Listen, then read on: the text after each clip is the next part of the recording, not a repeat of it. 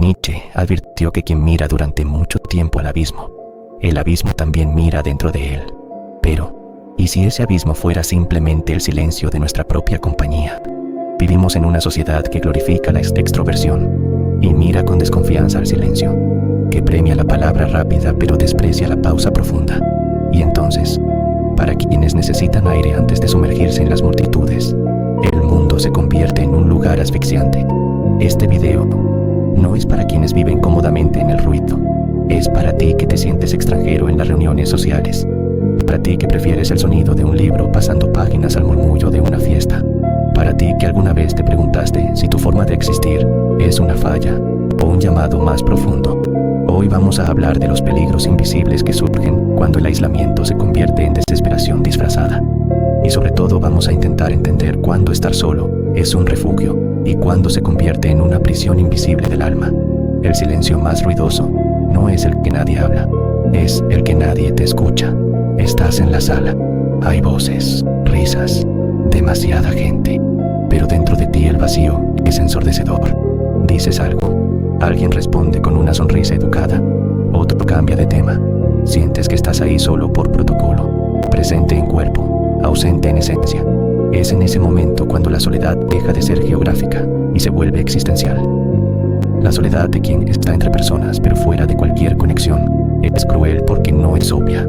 Nadie lo nota y por eso nadie ayuda. Y cuando intentas explicarlo, te dicen que salgas más, que conozcas gente nueva, que tomes una clase de algo, como si lo que sintieras fuera falta de ocupación y no falta de sentido en las ocupaciones que te proponen.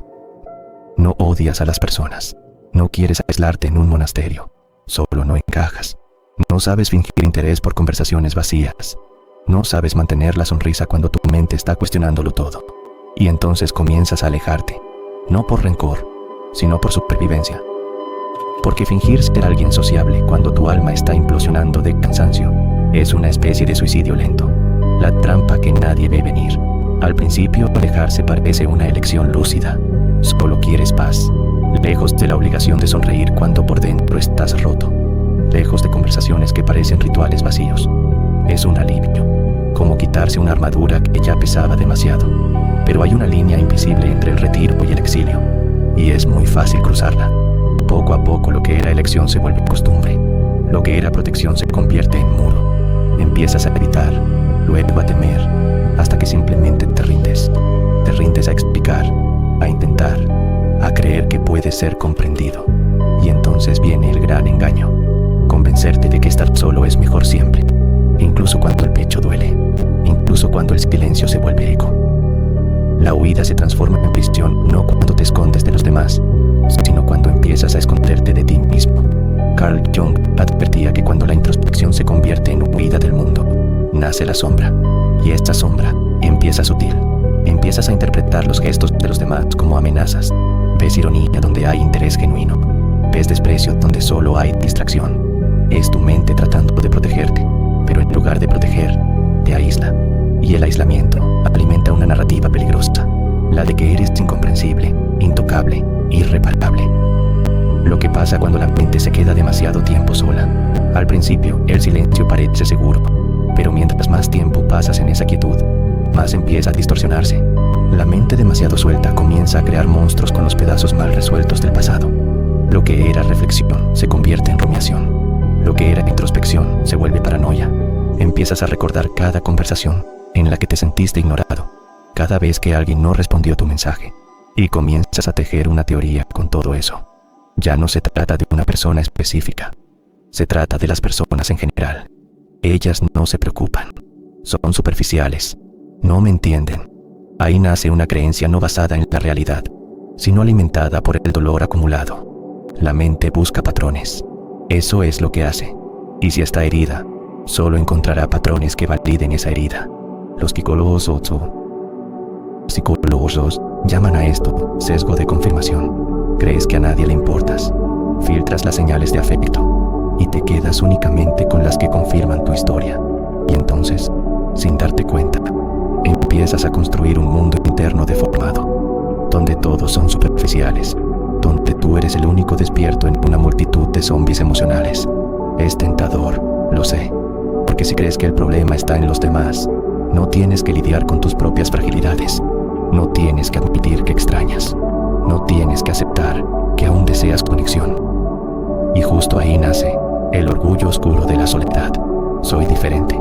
Soy más profundo. Soy demasiado especial para este mundo. Pero cuidado, porque toda creencia de superioridad es en realidad una defensa contra el dolor de sentirse excluido. El problema no es estar solo. El problema es cuando en la soledad dejas de buscar y empiezas a juzgar el camino de regreso sin traicionarte. Existe un punto en el que el dolor de la soledad ya no es solo ausencia, se convierte en identidad. No solo estás solo, eres el solitario. Y entonces surge el dilema real: ¿cómo regresar? ¿Cómo reconectar sin traicionarte? ¿Cómo abrirte sin ser devorado por un mundo que siempre te pareció demasiado superficial? La respuesta no es sencilla, pero tampoco es imposible. No necesitas disolverte en los demás para acercarte a ellos. No tienes que reírte de lo que no te causa gracia. No tienes que fingir interés en espacios donde tu alma se encoge. Solo necesitas autenticidad con estrategia, como quien aprende a nadar en un mar de ruidos sin ahogarse en la corriente. Eso significa elegir con quién gastar tu energía, elegir dónde existe una posibilidad real de verdad. No se trata de cantidad, se trata de profundidad. Un solo amigo que te entienda de verdad vale más que 20 conocidos con quienes no puedes ser tú mismo. Y sí, esas conexiones existen, pero no se encuentran en aparadores. Se revelan poco a poco cuando tienes el valor de mostrar tu mundo interno antes de exigir que el otro lo entienda. Hay algo que sucede cuando permites una vulnerabilidad selectiva. Ahí es donde habitan los encuentros reales, esos en los que el silencio entre dos personas no es incómodo, sino un descanso. Pero para llegar a ese punto, hay que revisar una creencia peligrosa: que si una conexión no es perfecta, profunda, casi telepática, no vale la pena. A veces un gesto simple ya es un comienzo. Un buenos días sincero, una conversación que no salva al mundo, pero calienta el día. La soledad tiene dos caras, una cura, la otra corroe. Una es silencio fértil, la otra es eco de abandono. Lo que define a cada una no es el tiempo que pasamos solos, es lo que creemos sobre nosotros mismos cuando nadie más nos está mirando. No estás roto por necesitar paz. No eres débil por sentirte agotado después de demasiada interacción. No eres raro por desear profundidad en un mundo que vive en la superficie. Pero tampoco eres inmune al peligro de perderte en tus propias defensas. Porque la mente, cuando está herida, es ingeniosa. Crea castillos, pero olvida las puertas. Y entonces empiezas a llamar fortaleza a lo que en realidad es miedo. Yo lo sé porque lo viví. Hubo una época en que evitaba todas las invitaciones. Cancelaba planes a última hora. Decía que estaba cansado. Pero la verdad es que tenía miedo. Miedo de sentirme fuera de lugar. Miedo de mirar a los ojos de alguien y darme cuenta de que ya no me reconocía. Fue en ese abismo donde entendí algo. El problema no era el mundo. Era la versión de mí mismo que dejaba salir. Hoy no soy alguien que se lanza a las multitudes, pero tampoco soy prisionero de mi propio silencio. Encontré personas raras, conversaciones profundas, momentos reales. Y fue solo cuando dejé de intentar encajar que comencé a pertenecer. La vida no está hecha solo de certezas. Es en el desequilibrio donde el alma crece. Y sí, es posible vivir entre mundos. Tu mundo interno, rico y profundo, y el mundo externo, imperfecto, pero lleno de posibilidades. Solo necesitas aprender a cruzar ese puente sin prisa, sin culpa y sobre todo, sin perderte de ti mismo.